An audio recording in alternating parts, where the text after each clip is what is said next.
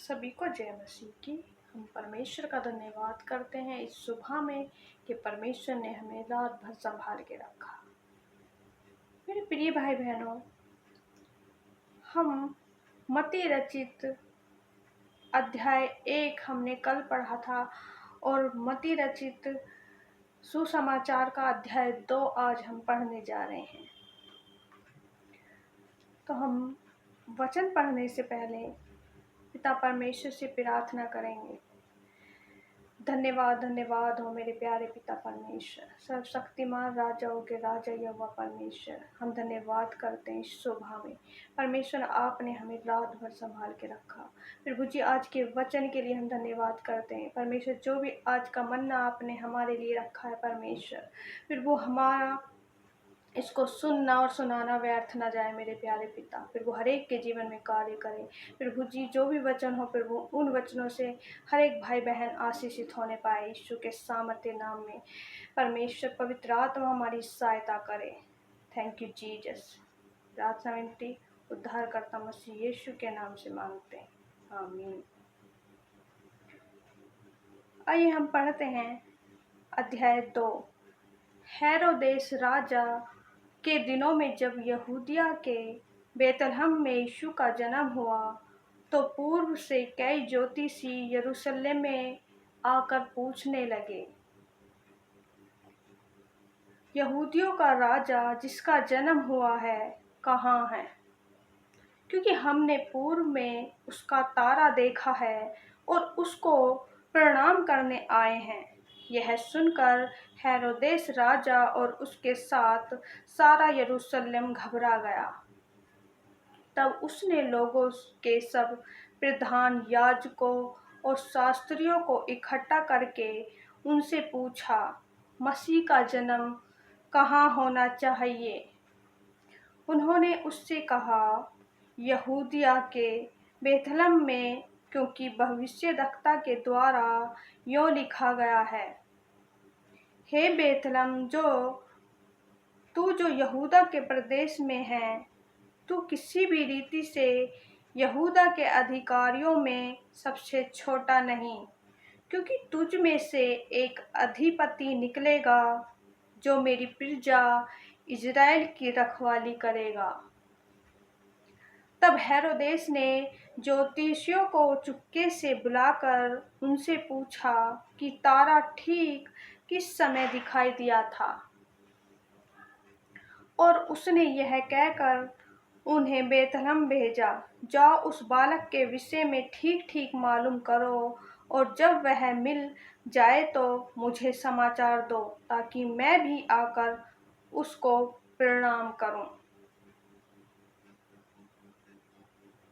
मेरे प्रिय भाई बहनों, मैं यहाँ पे बताना चाहती हूँ कि जो राजा हेरोदेस थे, वो परमेश्वर को प्रणाम करने के लिए उनसे नहीं बोल रहे थे कि मुझे आके बताना ताकि मैं भी उन्हें प्रणाम करूं।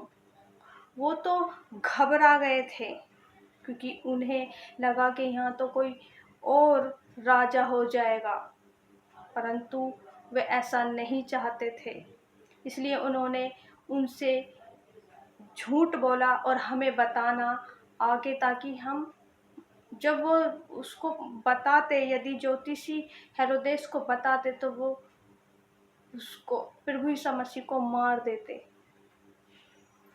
9वीं आयत से पढ़ेंगे, वे राजा की बात सुनकर चले गए, और जो तारा उन्होंने पूर्व में देखा था वह उनके आगे आगे चला, और जहाँ बालक था उस जगह के ऊपर पहुंचकर ठहर गया। उस तारे को देखकर वे अति आनंदित हुए। उन्होंने उस घर में पहुंचकर उस बालक को उसकी माता मरियम के साथ देखा, और मुंह के बल गिरकर बालक को प्रणाम किया, और अपना अपना थैला खोलकर उसको सोना और लोबान और गंधरस की भेंट चढ़ाई। तब सपन में यह चेतावनी पाकर कि हेरोदेस के पास फिर न जाना, वे दूसरे मार्ग से अपने देश को चले गए। मेरे प्रिय भाई बहनों, यहाँ जो ज्योतिषी थे, परमेश्वर ने उन्हें स्वप्न में चेतावनी, सपने में उन्हें जताया कि तुम हेरोदेस राजा के पास मत जाना। और वे यह चेतावनी, परमेश्वर की यह बात सुनकर वो उस मार्ग से ना जाकर दूसरे मार्ग से चले गए।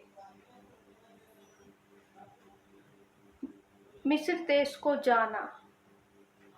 उनके चले जाने के बाद प्रभु के एक दूत ने स्वप्न में यूसुफ को दिखाई देकर कहा, उठ, उस बालक को और उसकी माता को लेकर मिस्र देश को भाग जा, और जब तक मैं तुझसे न कहूँ तब तक वहीं रहना, क्योंकि हेरोदेस इस बालक को ढूंढने पर है कि उसे मरवा डाले।